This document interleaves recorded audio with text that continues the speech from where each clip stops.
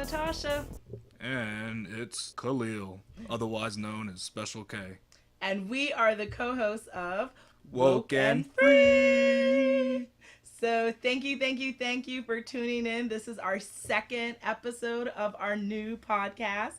And Woke and Free is all about being honest and real with each other and you. And we're talking about everything and anything that is important to us, to you, to the world, and nothing is off the table.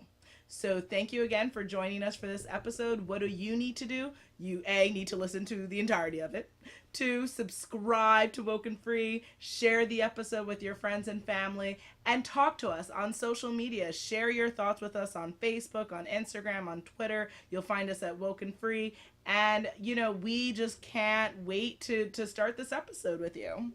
Before we get into the second episode, we'd like to share something about ourselves. Last week we picked 3 animals that represented us. This week I thought we should keep it a little bit more lighthearted, and each of us are going to share a funny joke with everyone. So you get a sense of what type of humor we like. Okay, sir. So I think I'll start off with comedy hour. So because we are Mr. and Mrs. Nurse, I wanted to share a medical joke. So here we go. A nurse says, "Doctor, doctor, there's an invisible man in the waiting room." The doctor says, "Well, go in there and tell him I can't see him."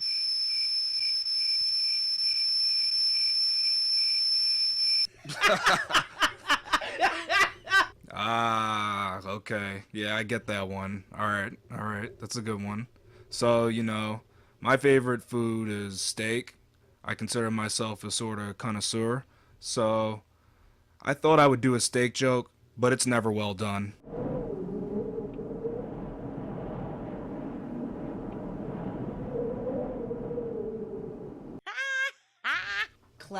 Classically bad.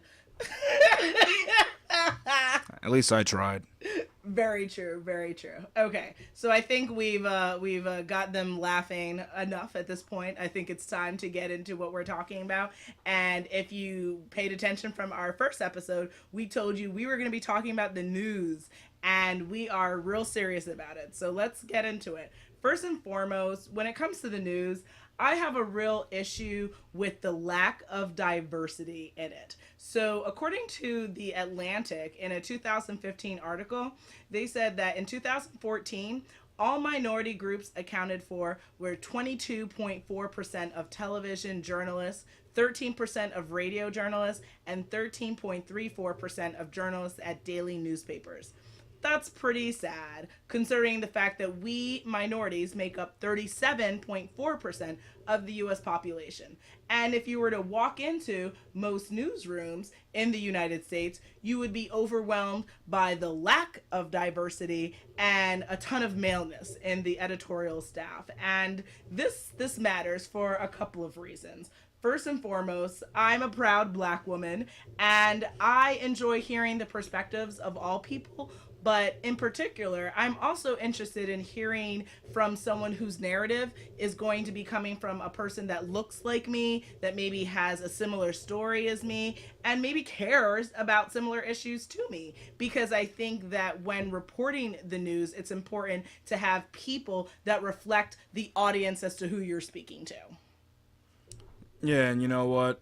A lot of these news reporters, they're talking about things that they've never experienced. They're trying to step in other people's shoes and say, this is how it is, if I was growing up in the inner city. They might have grown up in the rich Hamptons, but they didn't grow up from Hollis, New York, where I'm from. That's near Southside Jamaica, Queens. So that's a little bit of a rough environment. I don't think this is a environment that sort of people that haven't come from there can discuss. I mean, they can say they know about it or they understand how it is to grow up in the inner city, but really, how much do they know? Their experiences are not going to be the same since they came from these quaint suburbs. People with different upbringings have opinions, and I think they should be heard.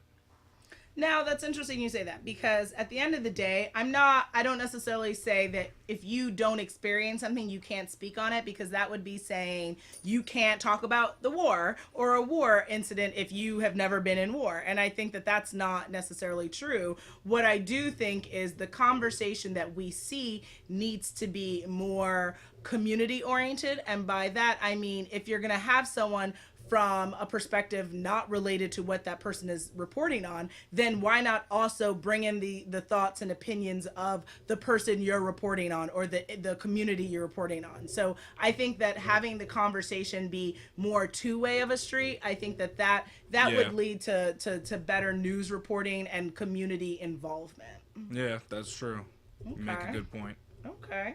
So now the next gripe that I have is definitely something that I'm not going to call out specific news networks or TV channels, but we're going to be talking about clear bias. So late at night, when I'm winding down from a very long day of blogging or a networking event or coaching one of my clients or consulting, all the 25,000 things that I do every day. I'm gonna come home, and I'm going to want to spend time with my boo, who's next to me. Oh yeah. Our adorable dog and cat. Shout out to JJ and Toby. We know you're listening. Exactly, exactly. And it's 1 a.m. I turn on the TV and I hear the conservative this or the outrageous lefts think this.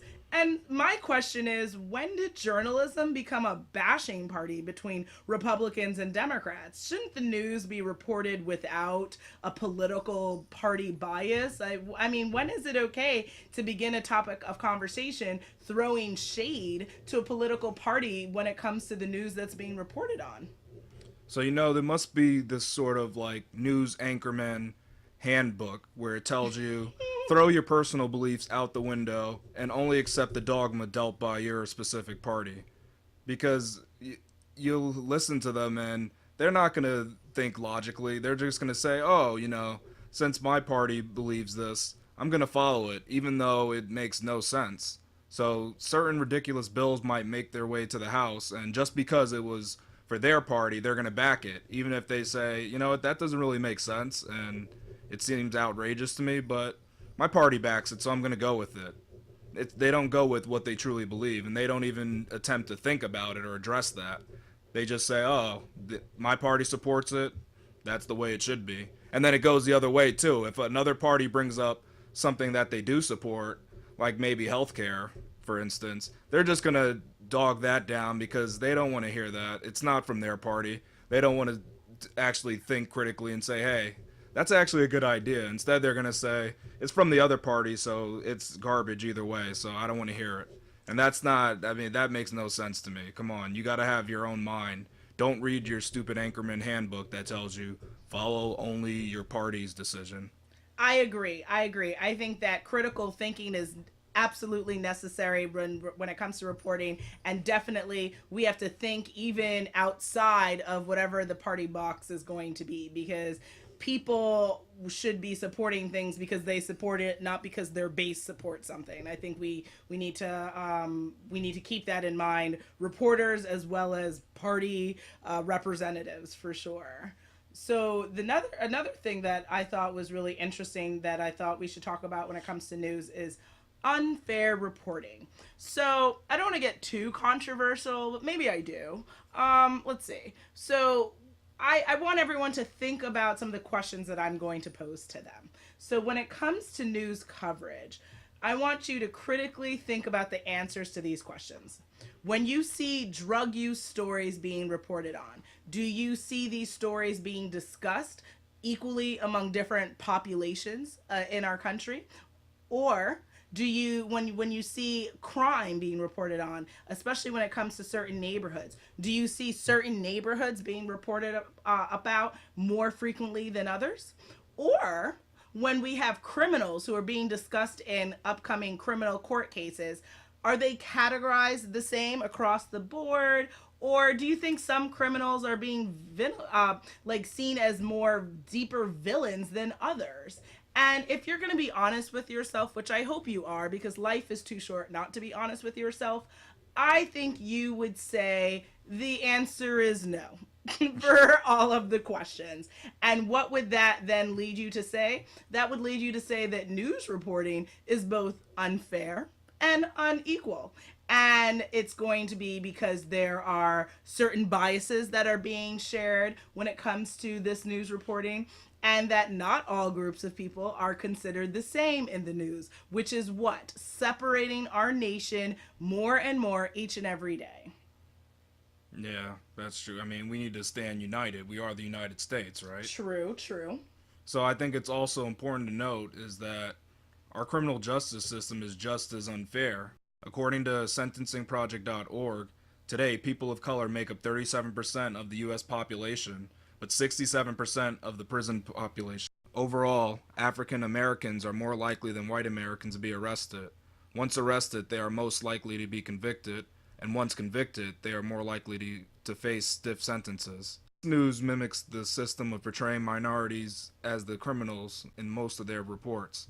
If you really want to dive deeper into how the U.S. criminal justice system works, I urge you to check out 13th, a documentary by Ava DuVernay, where she dives into some of the statistics and what our criminal justice system is actually doing behind the scenes. Very true. I think that it's a tragedy how our criminal justice system is not treating all people equally when it comes to sentencing, and the reporting of it is no better. And people, we can do better than that. We really can. So, yeah. Absolutely. So then the next thing that I thought was interesting is the lack of reporting. So what do I mean by this? When I go onto Facebook, shout out to Mark Zuckerberg. We love you, Facebook. Facebook. Yes, all day, every day. Love you, love you. I love Facebook for many reasons. And one of the reasons is I get a lot of information in my newsfeed. And what I find really funny is that I will see news come up on Facebook that is both local, regional, national, and international. Yet somehow I don't see the same news being reported on news channel. So tell me how that works. How can a news channel who's purporting the news literally be out-newsed by Facebook? Tell me how that makes any sense. Yeah, well, what it seems like is that local channels are only interested in the views that they can get. So the news they report is going to be things local to them or local to us and in our backyard. But international problems, that's not going to be talked about because who's going to really want to tune in to see these things? At least that's what the news channels think. Instead, you know what they show?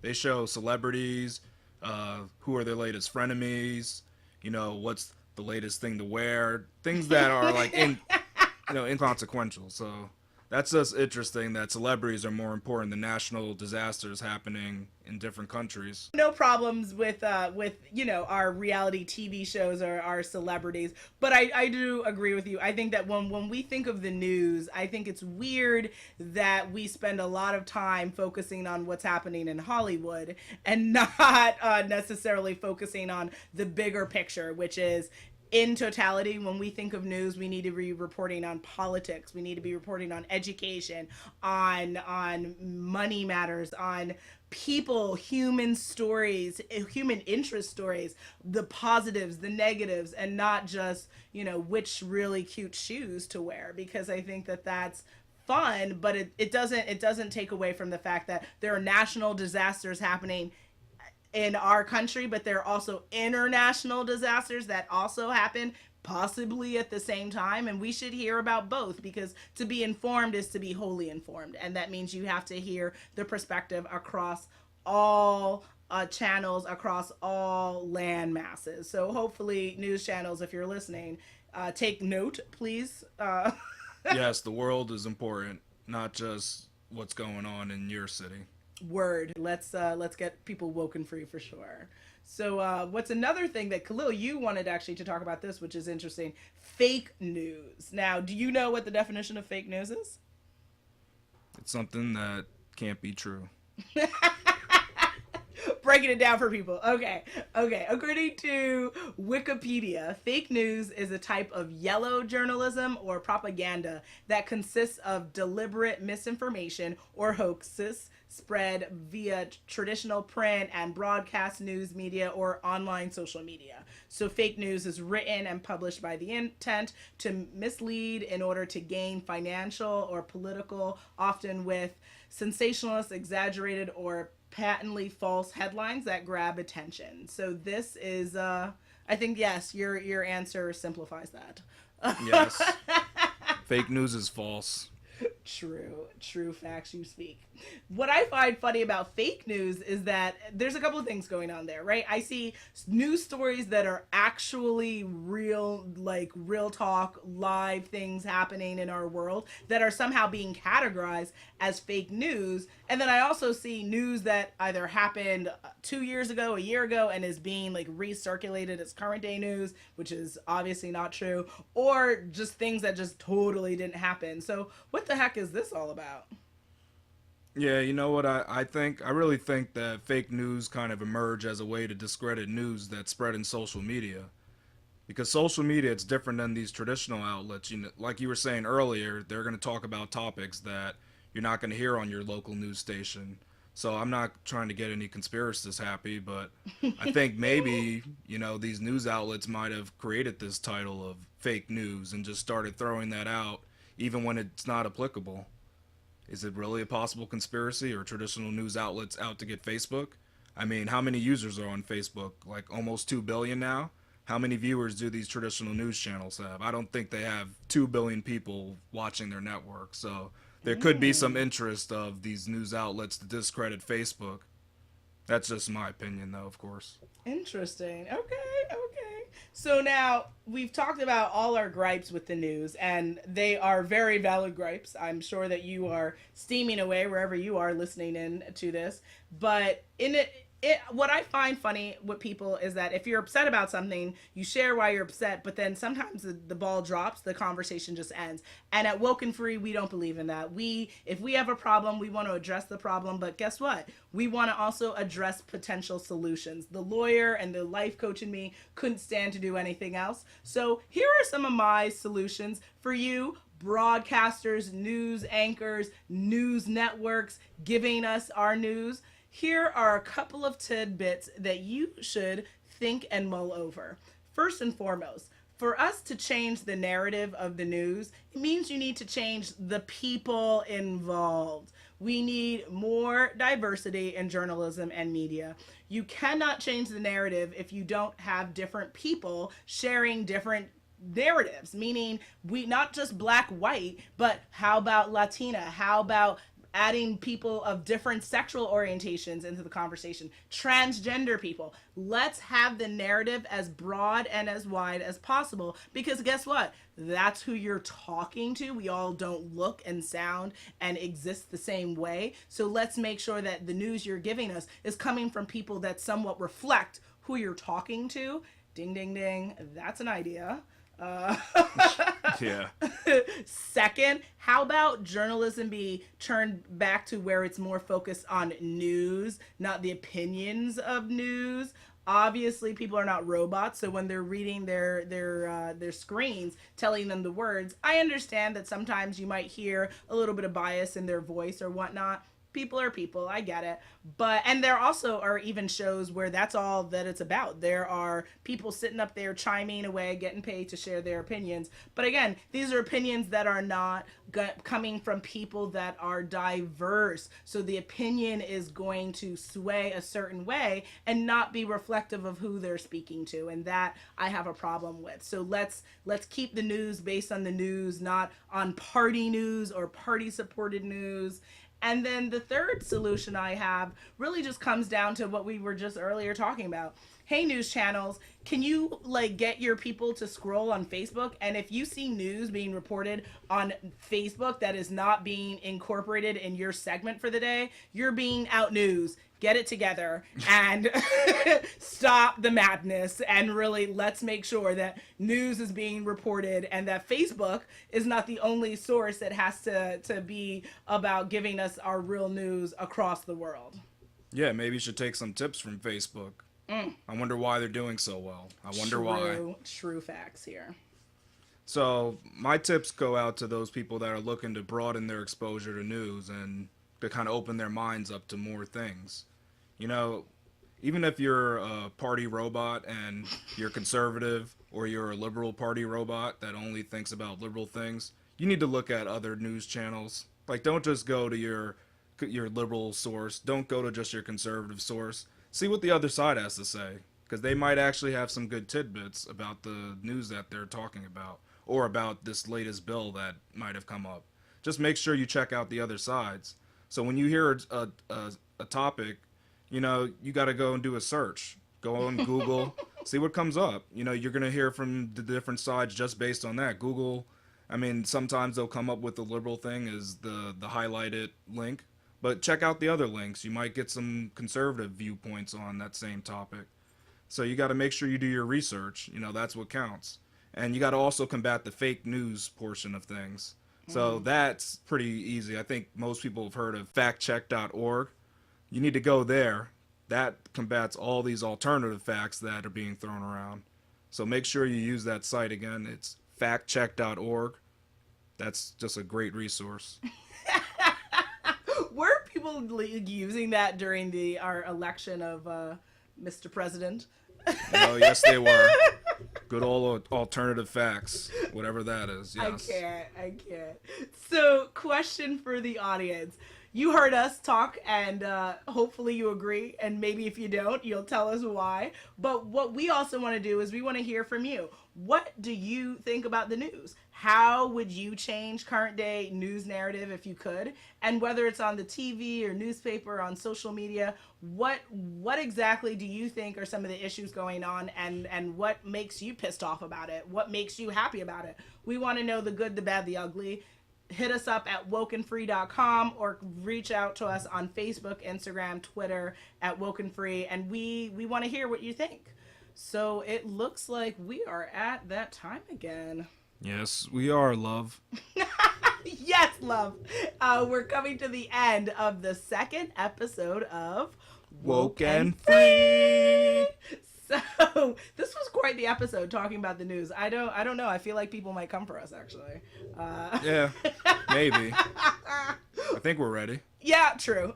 Let's take it on, guys. We want to hear your thoughts. We want to know if you totally agree, if you don't agree. If we pissed you off, then let's, share, join the conversation, go to WokeNFree.com. And, thank you again for really tuning in and listening to Woke and Free. Now, will I leave our audience hanging for what's coming next on our next episode? You might. But in my opinion, sharing is caring. According to you. Drum roll, please. Our next episode will be all about the end of the world. No, not predicting it, but how come every time we turn around, there's some new movie or TV show based around it? Do some people know something that the rest of us don't? Is the Oracle from the Matrix lurking in these streets? Tune in next time to join the conversation. Make sure if you have questions you want us to address, hit us up at WokeNFree.com. So, thanks again, listeners, for tuning into Woke and Free. Till next time. And if you didn't already subscribe, make sure you do. You share the episode, and make sure you come back to join the conversation next week. In light of all the news reports about the families and friends that are being affected by Hurricane Harvey or Hurricane Irma, or the families and friends affected in Mexico and across the world, we are sending our thoughts and prayers out to you. This is a crazy time that's happening in our world, and we hope that everyone can be as safe as possible despite the madness with their natural disasters.